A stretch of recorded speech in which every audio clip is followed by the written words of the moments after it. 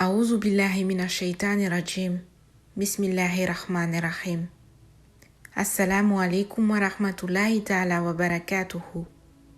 Chers frères, chères sœurs, nous allons aborder aujourd'hui la relation entre la wilaya, qui est le pouvoir spirituel, et la nubuwa, qui est la prophétie. En effet, pour définir cette relation, il faut retourner à l'organisation mise en place par Allah subhanahu wa ta'ala, c'est-à-dire l'organisation du milieu divin. Quand Allah subhanahu wa ta'ala décrète l'envoi d'un prophète, il lui octroie la nubuwa. Et lorsqu'il veut accorder un certain pouvoir à un élu donné, il lui accorde la wilaya. Lorsqu'on y prête attention, on se rend compte qu'il y a deux façons distinctes pour définir la nubuwa et la wilaya. En effet, la source de la nubuwa est la nubuwatul arzam, la même qu'Allah subhanahu wa ta'ala a confié au prophète Mohammed, paix et salut sur lui. Toutes les autres formes de nubuwa ou prophétie proviennent de cette source qu'est la nubuwatul arzam. D'où l'importance de connaître la relation entre la wilaya et la nubuwa. La première source émanant de la nubuwatul arzam se trouve être la nubuwatul arzar. Cette lumière, Allah subhanahu wa ta'ala ne l'a point confiée à un prophète, mais au guide suprême des waliyous. Arrêtons-nous un instant sur ce point important. Ceux qui déclarent que la nubuwa ou prophétie n'est attribuée qu'aux prophètes ignorent qu'Allah subhanahu wa ta'ala peut également octroyer la nubuwa à une personne sans que celle-ci ne soit citée parmi les prophètes. Mais le titulaire sera plutôt un waliyou accompli, accédant au grade de khutbaniyou et de tenant une mission. C'est pourquoi la nubuwa ou prophétie va de pair avec une mission. De ce fait, toutes les formes de nubuwa détenues par les autres prophètes proviennent de la source de lumière, la nubuwatul arzam, détenue par le prophète Mohammed, paix et salut sur lui. Elle est la seule prophétie complète.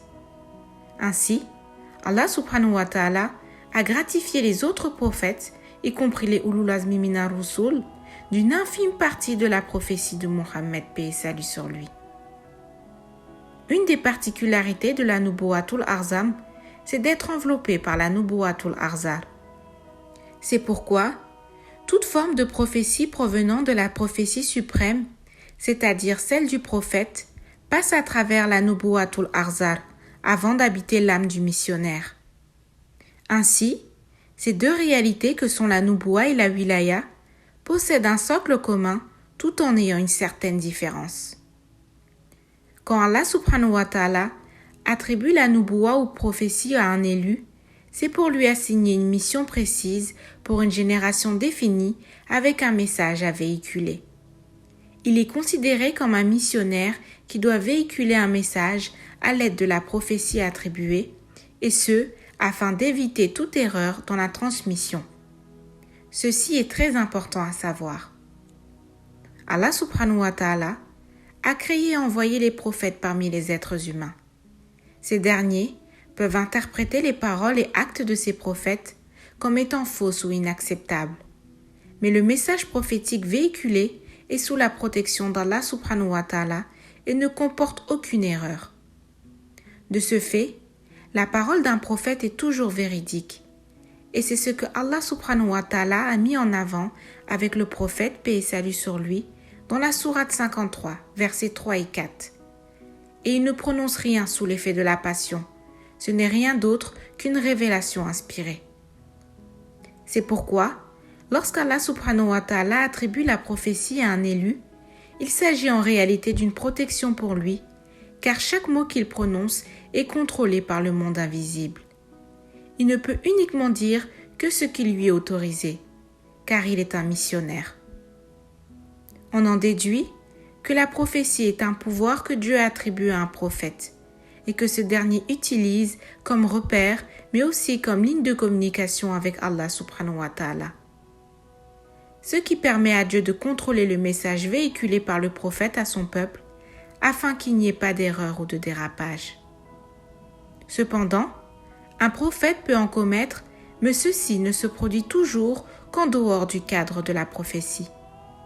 Si nous prenons l'exemple du prophète Younous alayhi salam, l'erreur commise au point d'être avalé par une baleine ne faisait pas partie du message à véhiculer. Il était en dehors de sa prophétie. Par contre, tant qu'un envoyé délivre le message à travers sa prophétie, il n'y aura jamais d'erreur ou de dérapage, car leurs paroles et leurs actes sont contrôlés par Dieu. À propos de la wilaya, qui est le pouvoir spirituel, Allah subhanahu wa ta'ala l'attribue à une quelconque personne de son choix. L'élu est alors appelé un wali ou saint. Une personne détentrice d'un pouvoir spirituel n'est pas nécessairement un missionnaire, mais cela lui permet de découvrir les mystères ancrés dans le monde invisible ou ghaib. Lorsqu'Allah subhanahu wa ta'ala attribue la wilaya à une personne, c'est pour lui donner une certaine forme de pouvoir afin de lui faire découvrir ses réalités cachées. C'est pourquoi plusieurs saints dotés de nombreux pouvoirs spirituels ne sont pas des missionnaires, mais assistent pourtant à la séance de la Hadaratul Ilahiyya, assemblée céleste se tenant tous les jeudis soirs au 6e ciel. Ces pouvoirs spirituels octroyés sont des dons divins. Tout au long de leur vie, ces saints peuvent se passer d'exercer une large part de leur pouvoir sans en être affectés. On peut en déduire que le pouvoir spirituel ou don divin ne nécessite pas forcément d'être un missionnaire, contrairement à la prophétie. En résumé, lorsqu'on parle de Nubuwa, les esprits se tournent directement vers les prophètes. Lorsqu'on parle de wilaya, cela renvoie aux saints. La prophétie dirige le message véhiculé par un prophète, tandis que le pouvoir spirituel permet aux saints de découvrir les mystères ancrés dans le monde invisible. Ainsi, chacune de ces réalités possède une organisation et une voie d'interprétation. C'est ainsi que se termine cet exposé.